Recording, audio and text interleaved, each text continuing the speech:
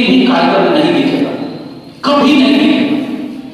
1922 में गया अधिवेशन में कांग्रेस, ये बाबा साहब का सोच है, कांग्रेस एक दलित उत्थान के लिए कार्यक्रम लाती है और उसमें क्या था कि चूंकि दलितों को उसी कुआं में पानी नहीं पीने दिया जाता है, इसीलिए अलग कुआं बनाया जाए। शब्द पे गौर कीजिएगा, अलग कुआं बनाया जाए।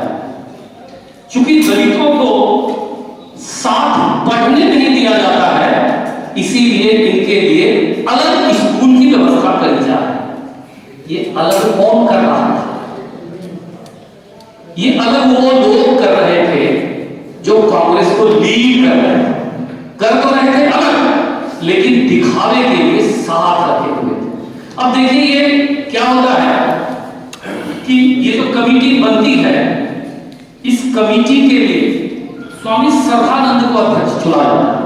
अब चूंकि काम करना है, पियाऊ बनवाना है, कुआं बनवाना है, स्कूल भी बनवाना है, तो असहयोग आंदोलन के दौरान जो 1 करोड़ 30 लाख रुपया हमारे इतिहास विभाग के विद्वान हैं डॉक्टर जैन सर, याद होगा यही रकम है, 1 करोड़ 30 लाख रुपया जो जमा हुई थी, इसी में से 2 लाख रुपया देने की बात हुई। अब इस 2 लाख में स्वामी श्रद्धानंद के बारे में कहा गया है कि गांधी के बाद अगर कोई आंदोलन को जमा कर सकते थे तो वही कर सकते थे, हालांकि वो क्षमता नहीं थी, लेकिन दूसरा व्यक्ति अगर थे जो आम लोगों को जोड़ सकते थे तो श्रद्धानंद, इसीलिए उनको चुना। अब चुन तो लिया गया है, लेकिन श्रद्धानंद चूंकि जमीनी स्तर के व्यक्ति थे और उनको लगता था कि ये 2 लाख की रकम पर्याप्त नहीं, उन्होंने एक पत्र लिखा। बाबा साहब ने अपने शोध में उस पत्र का भी संकलन किया कि इसके लिए न्यूनतम 5 लाख राशि की आवश्यकता है। 2022 से 2025 तक कांग्रेस उस राशि को देख करके मौन हो गई। कांग्रेस ने फिर इसकी चर्चा करनी बंद कर दी। देश की सबसे बड़ी पार्टी, उस समय जो आम लोगों की जिससे आशा थी, उसने चर्चा करनी बंद कर दी। हालांकि उन्होंने अलग का प्रावधान किया था, साथ का नहीं। अब क्या होता है, 26 में जब ये बात उठती है इसी के इंटरनल बॉडी से, तो बोला कि कांग्रेस एक राजनीतिक पार्टी है, सामाजिक कार्यक्रम इसमें संभव नहीं, सो ये हिंदू महासभा को दे दिया जाए। हिंदू महासभा दलितों के उत्थान के लिए काम करने का दायित्व दे दिया। कितनी मजेदार बात है, बहुत कीजिए आप। हिंदू महासभा को दलितों के उत्थान का दायित्व दिया। जिस हिंदू महासभा में वर्ण व्यवस्था, जिसमें आप जन्म से मरण तक वहीं पैदा होते हैं, उसी कमरे में जन्म लेते हैं, मर जाते हैं, उसको कहा गया है उत्थान करने के लिए, और वो कार्यक्रम मर जाए। मैं कनेक्ट होना चाह रहा हूं, जिसने अलग किया उसी ने जब बाबा साहब के प्रयास से, उसकी बुद्धिमत्ता से, पूना पैक्ट में जब इन्होंने जो कुछ भी स्पीच दिया, गोलमेज सम्मेलन के बाद इनको जो तरजीह दी गई और सेपरेट इलेक्टोरेट की व्यवस्था जब कर दी गई, तब इनके पांव सूजने लगे। इतिहासकार जोया चटर्जी, सुधीर चौधरी इस पर लिखते हैं,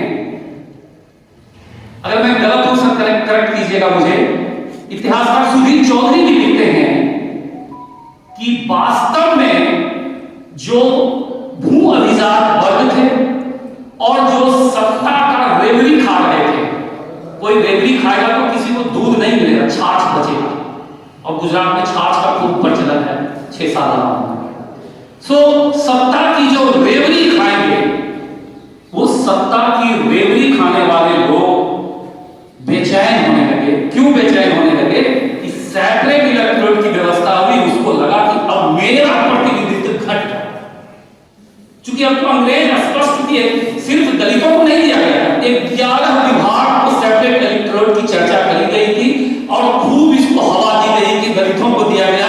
डॉक्टर योगेंद्र महतो सर अपने आर्टिकल में भी लिखे हुए इस चीज को। सो ये कितनी मजेदार बात है। फिर बाबा साहब के सेपरेट इलेक्टोरेट के वजह से उपवास करी गई, उसको खंडित किया गया, काश वो बच पाए, लेकिन बचा नहीं। और बाबा साहब के त्याग से, बाबा साहब की चिंता से कि गांधी मर जाएंगे, और गांधी के पुत्र बाबा साहब के पास 2 दिन धरना पर दिए हुए थे। बाबा साहब को लग रहा था कि मैं दोनों जगह फंस रहा हूं, अगर मैं मरने दे रहा हूं तो मेरी पूरी जो पीढ़ी है वो इस बात के लिए दोषी करार दी जाएगी, अगर मैं बचा रहा हूं तो इसका दुख मेरी पूरी पीढ़ी भोगेगी। तो ये बीच में फंस गए बाबा साहब, और बाबा साहब ने त्याग को दिखा करके उस चीज को मान लिया, 148 जगह पे दे दी। अब मैं कनेक्ट हो रहा हूं, आजादी मिली, आजादी के बाद प्रावधान हुआ बाबा साहब के हिसाब से, और आपको दलितों को आरक्षण मिला, उसी प्रावधान से ओबीसी को मिला। अब क्या किया जा रहा है? अब देखिए क्या किया जा रहा है। सरकारी नौकरियां खत्म कर दी जा रही हैं, चूंकि इनको करना वो प्रावधान खत्म है, तो प्रावधान चूंकि खत्म नहीं कर पा रहे हैं, इसीलिए सरकारी नौकरियां डायरेक्ट एंट्री लाई जा रही है। एक ही विशेष जाति के 31 में से 29 लोग वहां जा रहे हैं। सो ये चिंता इस बुद्धिजीवी वर्ग को करनी पड़ेगी, जो अभी मेरे मित्र डॉक्टर चंदन सर की चिंता थी कि मुझे मेरे पढ़े लिखे बुद्धिजीवी वर्गों ने ठगा, और मैं आज इसीलिए यहाँ बोला हूं कि मैं समझता हूं कि सबसे विद्वान प्रोफेसर वर्ग ही होते हैं। इसीलिए मैं साहस करके आप लोगों के बीच इस बात को लाने की आज स्थिति में हूं, और चूंकि समय नियत है, मैं अपनी बात कह पाया हूं। अंत में यही कहूंगा कि मेरी बात जो आप तक पहुंची हो, वो निश्चित तौर पे आपके वजह से ही आई है, आपके साथ रह के आई है, और जो बात आपको बुरी लगी हो वो मेरी अपनी है। और इन्हीं शब्दों के साथ बाबा साहब भीमराव अम्बेडकर को श्रद्धांजलि, और हमारे सीनियर प्रोफेसर डॉक्टर विलक्षण